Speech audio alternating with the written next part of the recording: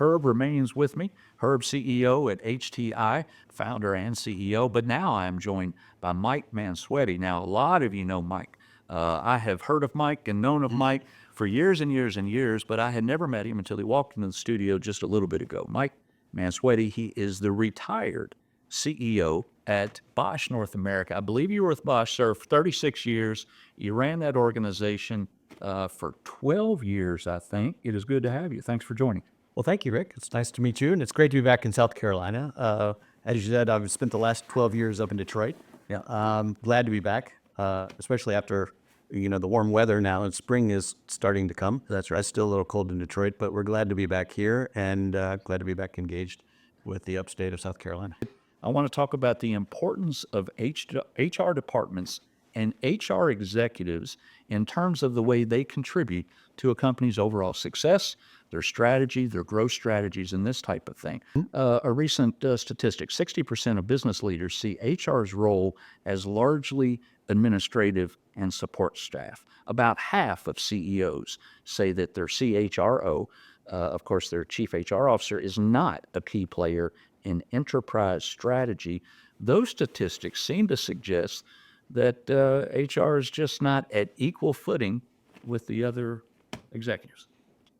Yeah, I mean, unfortunately, it's not surprising because I think many people see that way. But I would actually ask those CEOs who answered in that way is, how is your business doing? Yeah. If people are your most important asset, then why is your HR business partner and your HR partner not at the table involved in the strategic enterprise running of the company?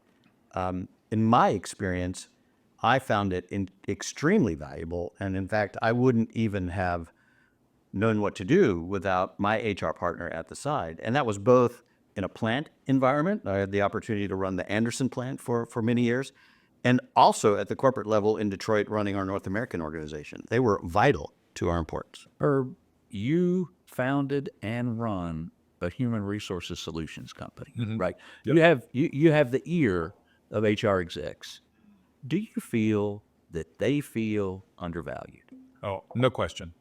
It's for every Mike Mansuetti out there who's a CEO who utilizes their HR people as peers. There's, 2 or 3 CEOs who they're just, HR is just handling the problems. I just don't want to hear about people problems. Yeah. So I think what we have to do is have CEOs continue to evolve and pulling HR people into the conversation. And I think also what we have to do then as HR professionals is step up and use our voice and not be afraid of that, right? And allow ourselves to be relegated to being administrators.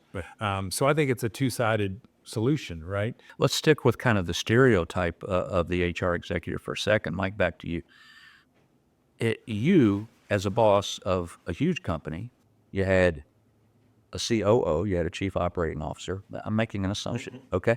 You had a chief technical officer. You had a chief revenue officer or a sales lead.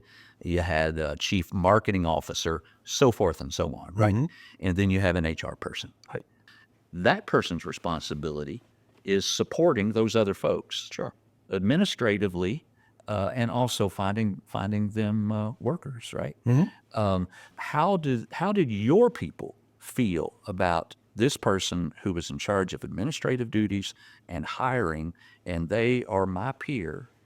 How did you make all that work? Well, I think first it starts with you and your relationship with your HR leader, your HR business partner. For the last 12 years, him and I saw eye to eye, and I would actually talk with him every day. And then I think the rest of the organization values that relationship that you have as a leader with the HR organization and sees the importance. I also tried to drive the importance with our other leaders, with our business unit leaders, of how vitally important it was that HR had a seat at the table. So, and to make sure that that happens, you have to have the right HR model in place. And again, like I said, there's a lot of people issues and organizational and administrative issues that has to be handled. And there's a lot of experts in the HR community that do that. And then the HR, what we call them business partners. And I think that's also had something to do with it. I mean, they were seen as a business partner. They weren't HR, right? If, if we only left quality in the organization up to the quality department, where would we be? For me, it was just, I couldn't imagine running the business without a strong HR partner. Herb, what makes a good HR executive? Well, what I see most often is them not being capable of being strategic. So that they came up through the ranks transactionally. So they're good at benefits or compensation, or they're good at the legal side of that. But they've never had exposure really to having a voice in sort of the bigger picture thing. So I would say, not that they can't do it, but they've just not been in an environment which they were really included. I think you're going to see in some of these younger generation HR leaders that are strong and bold and willing to step up and have a voice, but also can do the administrative things. Because listen, at least half of HR is administrative, right? Not administrative as in clerical, but it's making sure I's are dotted and T's are crossed, right? Because you're protecting the company in those areas. But it shouldn't be 95% of your job. It should be, 50, 60%. And then 50, 60% of your job should be coming alongside the business leaders and being part of the vision of how you grow. Right. I could see that would be easily doable in a large company where you have more resources. But a small company, their HR executive, I could also see that they could be inundated with logistics of doing the day-to-day job, and then it becomes a little more difficult, Mike. Yeah, absolutely. I mean, we had a really large HR organization, and so we had the luxury of, the HR leaders and, working on the system and not just in the system. So, in a smaller company, I think it's also the role of the CEO or the leader is to mentor these folks too, to help them. Again, if they're not involved in the business side, it's easy to get lost in those details. Because again, there's an overwhelming amount of work that needs to be done in all sizes of the organization. But I think the more you get them engaged, and the more they can see really how the business works, not only from a product point of view or a service point of view or whatever you're delivering, understanding the customer, understanding their pain points, how are we really driving these business results, and what does the organization need to do to achieve those results and that excellence that you're expecting, then that's where you can really maximize, I think, their performance. They feel involved, they feel engaged, they're driving others. That becomes contagious, and then you have a wonderful culture that achieves great success, and it's actually a really fun place to work. I'm going to get you both out of here on this. I want to talk about is, we head down the road. Things are changing. We've been talking about it in this episode today. Things are changing at lightning speed, whether it be technology or what have you, right? What does the future HR exec, and Herb, I'll start with you. What does the future HR executive need to look like? What skills must they have to be successful in the business in the coming decades? I think they have to be nimble. I think things are changing so rapidly. I think they have to not be afraid of change and embrace that.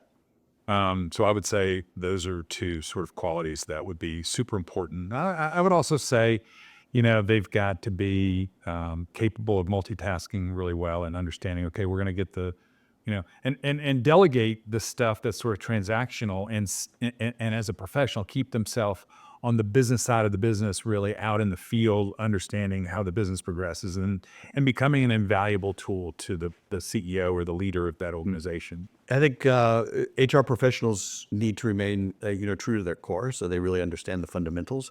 But I think, those HR professionals, as they develop more towards a partner, back to Herb's nimble point of view, I think the ability to adapt. So adaptability to me is very important, and knowing how and when to adapt. And the other thing I see a need for in not only HR but all the other leadership positions is this ability to lead through change, not just manage change, but really lead through the change process, because change is coming faster than ever, and it's not going to slow down. And again, at the end of the day, all these organizations or these enterprises are based on people, right? People naturally resist change. You have to have, a good change management philosophy, being able to lead through change and a good process to deal with change in order to be successful, not only today, but also in the future.